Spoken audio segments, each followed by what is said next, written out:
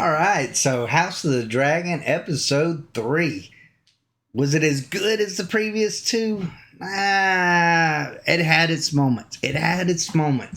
And this is going to be my review here on Rants or Us, so please like, subscribe, and leave a comment down below if you like this video.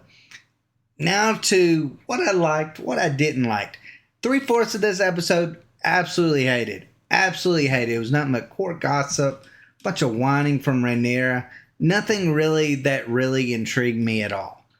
But then we got in the very first part of it, and the very end of it was the best part of this episode. And that involved Daemon fighting the Crab Feeder's forces. First, we get to, in the very first part of the episode, we get to see the dragons, which totally seems like have been forgotten through 3 episodes. This is called House of the Dragon after all. I expect some freaking dragons and some hellfire and some burning and just boom is what I expect. Unfortunately, we have not got that through 3 episodes that much. And through most of this episode, we got a bunch of just, like I said, court gossip. But at the beginning of this episode, we get to see Daemon take on the Crab Feeder's forces, burning them to shreds. And we actually get to see how the Crab Feeder is holding them off and defending against them. He's using cave systems. Every time that, they go and, they feel like their forces are being outgunned by whether it be the dragon or by the Valyrians, he goes and hides in the caves. They come back out, do attacks, do it all over again. That is pretty amazing thing. I feel like so many different forces should use that as a means of destroying the Targaryens. But unfortunately, not very many have actually figured out that, hey, there is ways to take dragons out of a fight. And that's one of them. So I thought that was a pretty awesome kind of strategy that we got to see put forward. Now, as far as Daemon, we got to see a Rambo moment. We got to see a Rambo moment at the very end.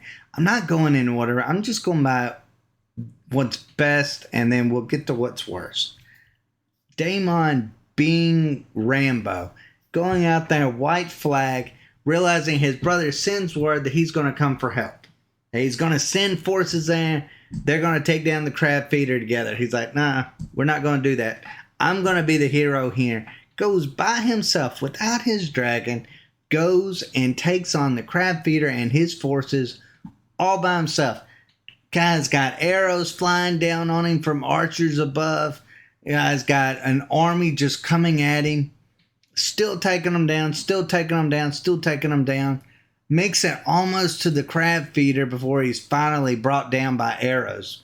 And then, of course, dragon comes and boom, blows up most of the Crab Feeder's forces. And then, of course, the Valyrians then swoop in and, save the day. The only problem that I had with any of that, was that we got to see Daemon take on an army, and we got to see the dragons blow up crap. But we didn't get to see Daemon fighting the Crab Feeder, which I thought would have been really awesome of a fight. I thought that would have been the cherry on top, the bow on the present. Because if we would have got to see that would have been one of the better moments in all of Game of Thrones or House of the Dragon history. Just an epic fight scene. That's what this show's really been lacking. We've got a lot of court politics. We've got little to no action. And that would have been a moment that really could have stood out. That would have been shown all over YouTube. That would have really gave this show a lot of good graces when it comes to Game of Thrones and House of Dragon fans. So I was a little bit disappointed by that, but overall, Daemon, oh my goodness, turned into a great character. I love his scheming. I love his action scenes. I just like it. I like that the dude's got some balls on him, that he just goes and takes over things. He's right when he says, hey, Viserys might be a great king and all, or a good king, but Daemon, geez, he'll just take on the world if he has to. Like, nobody would take on Daemon by himself, much less Daemon with dragons. So that part I thought was just absolutely amazing. Now, unfortunately, we got to get back to the boring 3/4 of the episode parts with Rhaenyra. Oh, Rhaenyra, oh, Rhaenyra. I so dread when Viserys dies and you're the one that we have to talk about every episode. I'll admit, I thought before this series started, I was going to be on her side. I really did. But I don't like her character. I don't like her character at all.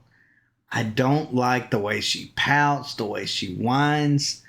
There's nothing about her that makes me, I guess I thought what I was going to get from Rhaenyra was a Cersei-like character, a Daenerys-like character. You know, and Daenerys is probably a better example. One that literally just goes in there and just takes crap over, deserves it, shows that she should be the heir. And that the only reason, I mean, if you want to push this narrative, the only reason why she's not chosen is because she's a woman. The best way to have done that is to have made her, whether she's competent, whether she is capable, and they've done the polar opposite of it. They've just made her into a whiny teenager. There's nothing about her that I would personally want to make as queen. If I was Viserys and I saw that junk, I would be like, nah, I'm not leaving no kingdom up to you. Like, that's just not going to happen. Like, that's a good way of getting tyrants. So, no, I just would not have done that if I was him. And you might can say I'm partial or whatever, but I'm just going off what I have seen through this show. Not what I've even read in the book, which I actually really liked her in, what was it, Fire and Blood? And like I said, I thought she was a lot better than her brother, but man, so far on this show, she's like a nightmare. Like a nightmare to be around. Alicent can't stand her. Maybe that's one of the reasons why I don't like her. Is because Alicent, I actually really like on this show. I really like Alicent Hightower. I think it's a great actress that plays her. I think she's just an overall, just out of all the terrible people that's in Westeros, I think she's one that actually does try to be decent. I kind of like that. I feel like that's like a golden nugget in, dung, basically. We get something special from her. And unfortunately, when we finally get this Alicent and Rhaenyra scene, it just felt like a bunch of bickering girls. Like, it didn't add to the story, and it didn't take away from the story. And as an author, the way I personally look at scenes like that, those scenes need to be cut. They don't add anything to the story, and so they should be cut. They should just be cut. It was a waste of a scene. It was a waste of our time. All we know is that the guy that was playing the little, I forget what that is, not guitar, that dude was treated really bad. That was the only thing I learned out of that. They don't treat their musicians well in Westeros. We already saw one musician in Game of Thrones get his tongue cut out because of singing songs. Pretty sure this guy isn't going to have a very happy ending as well. So, overall, like I said, hated that scene. I'll tell you another scene that really stood out to me, and this is another scene where I absolutely hate Rhaenyra for. The reason why, and this is just judging what I'm seeing on the show, Viserys seems like a decent guy. Seems like a decent king. He's a king that doesn't really want wars. He doesn't want wars. He doesn't want to fight to save House Valerian simply because, look, at the end of the day, House Valerian might actually be, a powerful house, but they're still a threat to him. So weakening them is still helping him as king. He's not stupid. So I think that plays a lot of the role why he's not helping them in a lot of ways. Plus, he's not wanting to get his people into a endless war, a war that could be, get in front, with the whole continent, basically, of people. So, no, he doesn't want that. And then you've got somebody like Rhaenyra.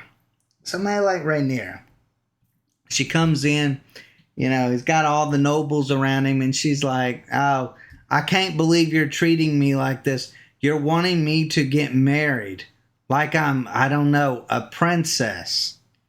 Yeah, that's kind of what happened back in those days. When you're a king, you have daughters and sons, and then you marry those daughters and sons to help, secure alliances, to build up your kingdom. That's kind of what the children were meant for. What does she think he's going to do with his boys? Do you think that he's going to be like, well, you know what, guys? Y'all go marry for love. No, he would do the exact same thing. That's kind of what being a king is all about. Sorry. It's just the way it works. Like, you don't go see the Queen of England going and telling her kid to go marry, I don't know, some random woman down the street. No, she's going to have her kid marry somebody that is either popular or and has some kind of clout in some form or fashion, or either somebody that has royal blood, somebody that will better the kingdom as a whole. That's just unfortunately how it works. The sad part is Rhaenyra is too stupid to even realize that happens, and that's her primary job. So no, I absolutely hated the scene where she gets up there and she tries to really make her father look like an really weak. And unfortunately, that's what he's known in the history books for, is weak. And it's probably for moments like this. So you know what? If she cared about her father, I just felt like that was just a real dick move on her part. That's just the way I look at it. I just don't like it. I didn't like the idea that then she takes off. She ruins the whole moment for him. It should have been a really happy moment. Instead, he spends his whole time drinking himself to death because he's upset about his daughter. So no, not a big fan of her for that moment. I felt like she kind of ruined what could have been some interesting conversations that could have taken place during this whole thing, because it had this where he's hunting a stag. He was getting drunk. It kind of was reminiscent of, Baratheon getting drunk and going after the boar. Almost kind of felt like for a moment something like that was going to happen. Instead, Rhaenyra is the one that ends up getting attacked by the boar, and he kills the stag. Now, that's another thing. He kills the stag. Rhaenyra sees one and lets it go. Now, I guess that was supposed to have been like some kind of moment of where, I don't know, she's better than him because she decides to let it go, like she's a better person. But at the end of the day, Sir Criston Cole had a sword. What did the showrunners think that he was going to do with that? Run over there and stab a stag to death? They do realize that the stag that was stabbed to death had ropes around it. Because, yeah, a deer's just not going to just allow you to just stab it to death with a sword. If it sees a big guy with a freaking sword coming at it, it's probably not going to just stand there. Like, so I was like, what a stupid scene. Like, that was just such a dumb scene all the way around. I don't know. I cannot tell you how stupid I thought that was. And I'll tell you this. Tywin Lannister must have been the exception, not the norm. Because everything that we have seen from Lannister so far has been, they're idiots. They're just idiots, rich idiots.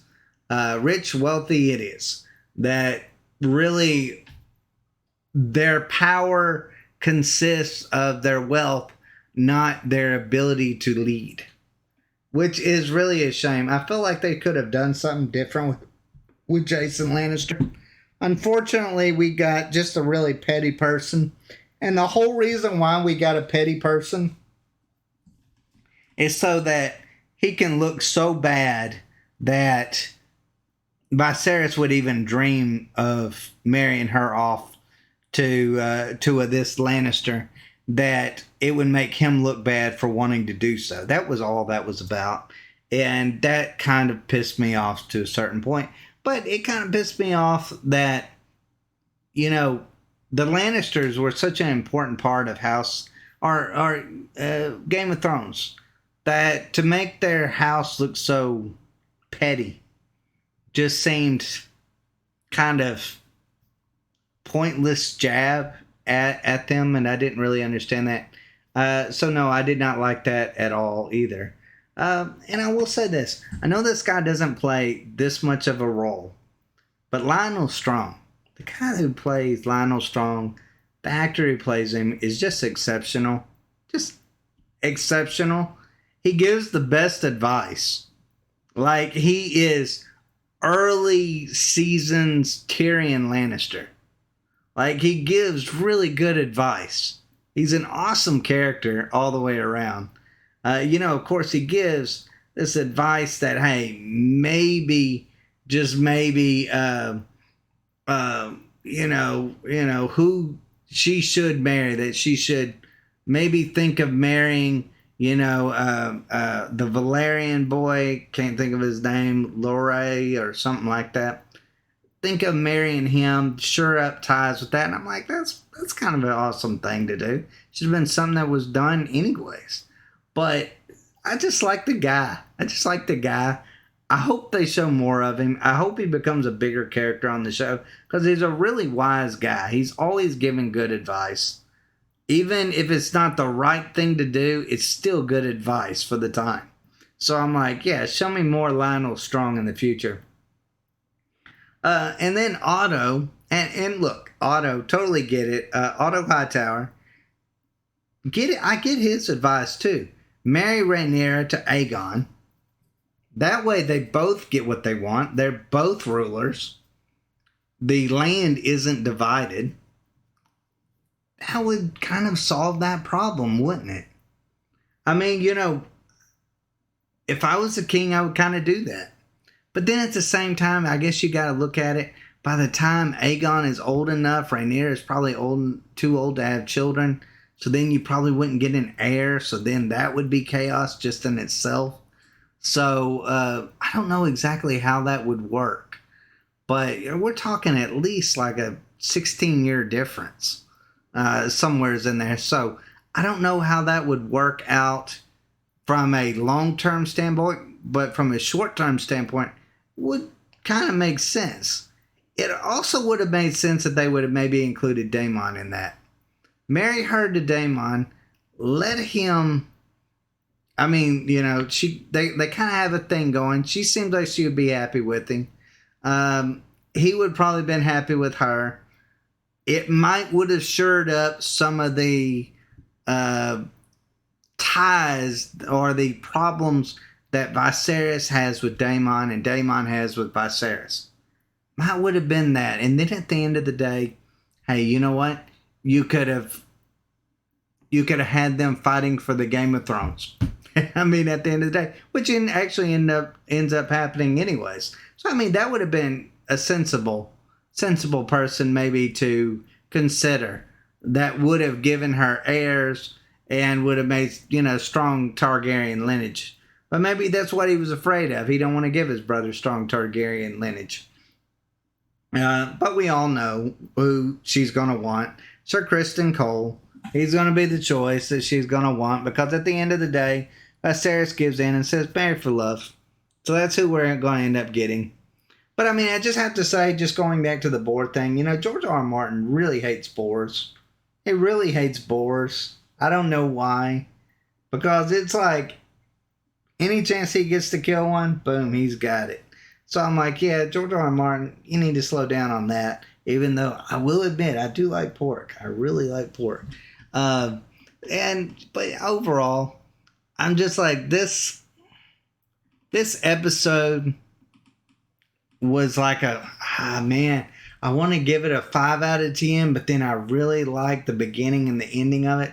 You know what? I'm going to be nice. I'm going to give it a 6 out of 10. It's just too much court gossip and Rhaenyra whining for me to just even get past the awesomeness of Daemon.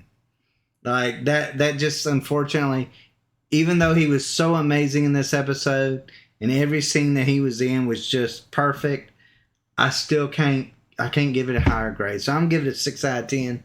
One of the probably the weakest episode of the three so far. But overall, guys, let me know what y'all think in the comments down below. Did you love it? Did you hate it? Do you think this was probably the weakest episode so far? Do you think it was the strongest? Let me know. And as always, guys, thanks for watching, and y'all take care.